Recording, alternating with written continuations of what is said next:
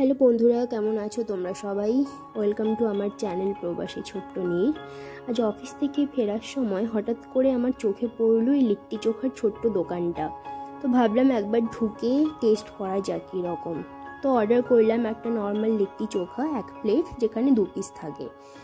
ঠিকঠাক ছিল, স্বাদ ভালো, বাট কলকাতার মতো আমি ঠিক পেলাম না। লিট্টি চোখার দোকানের পাশেই ছিল একটা মোমোর দোকান, তো ভাবলাম ওটাও একবার ট্রাই করি। তো দেখো, এখানে 1 প্লেট আমি মোমো নিয়েছিলাম, ভেজ মোমো। 3টে চাটনি দিয়েছিল, কারণ এখানে মোমোর সাথে কোনো স্যুপ দেয় না। তারপর বাড়ি ফিরে আমার রীতিমতো রোজগার রান্না। তো আজকে ভাবলাম একটু দম আলু করি। তো তার জন্য আমি দেখো ছোট ছোট আলু নিয়েছি। আলুটাকে আমি বয়েল করে নিয়েছিলাম, সেদ্ধ করে নিয়েছিলাম। তারপরে একটু হালকা নুন দিয়ে তেলে আমি আলুটাকে এপিট ওপিট করে হালকা ভেজে নিয়েছি।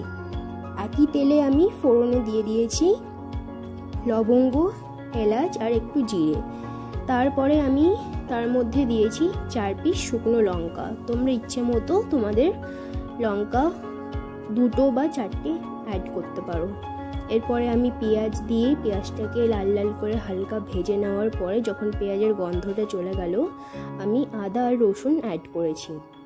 আদা রসুন আমি হালকা ভেজে নিয়েছি। তারপরে আমি এখানে ভিজিয়ে রেখেছিলাম মশলা, একটু খানিকটা হলদে গুঁড়ো, পরিমাণ মতো জিরে আর ধনে গুঁড়ো দিয়ে আমি মশলাটাকে ভালো মতো কষিয়ে নিয়েছি। 10 মিনিট মতো আমি মশলাটাকে কষানোর পরে যখন মশলার থেকে কাঁচা গন্ধটা বেরিয়ে গেছে আর তেল তেল ভাব ছেড়েছে মশলার থেকে, তারপরে আমি দিয়েছি কুচিয়ে রাখা টমেটোটাকে আমি মশলার সাথে ভালোভাবে মিশিয়ে আর আমি পরিমাণ মতো নুন সাথে দিয়ে দিয়েছি একদম ফাইনালি।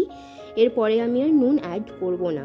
টমেটোটা তাড়াতাড়ি যাতে আমার সেদ্ধ হয়ে যায়, আমি সেই জন্য নুন দিয়ে এবার টমেটোটাকে ভালোভাবে মিশিয়ে আমি 5 মিনিটের মতো কষিয়ে নেব। টমেটোটা গলে যাওয়ার পরে মিক্স করে নেব ভালো মতো মশলাটা, আর তারপরে আমি দিয়ে দেব সেদ্ধ করে ভেজে রাখা আলুটার সাথে মশলাটা আমি ভালো করে মিশিয়ে এপিট ওপিট করে 2-3 মিনিট নাড়াচাড়া করার পরে আমি জল দিয়ে দিলাম।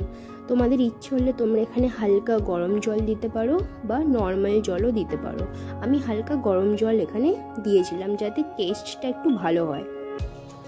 তো জল দেওয়ার পরে জলটাকে আমি ভালো করে মিশিয়ে মশলার সাথে একটু ফুটিয়ে নেব। একদম পাতলা পাতলা আমি রাখবো না, হালকা গাঢ় ভাব আমি রাখবো। দেখো আমার ফোটানোর পরে 10 মিনিট ফোটানোর পরে আমার মশলাটার যে জলটা টেনে নিয়েছে আর হালকা হালকা গ্রেভি ভাব হয়েছে। এবার আমি এটাকে নামিয়ে নেব। তোমাদের কেমন লাগলো তোমরা প্লিজ আমাকে জানিও, আর আমার চ্যানেলটাকে সাবস্ক্রাইব করো আর শেয়ার করো।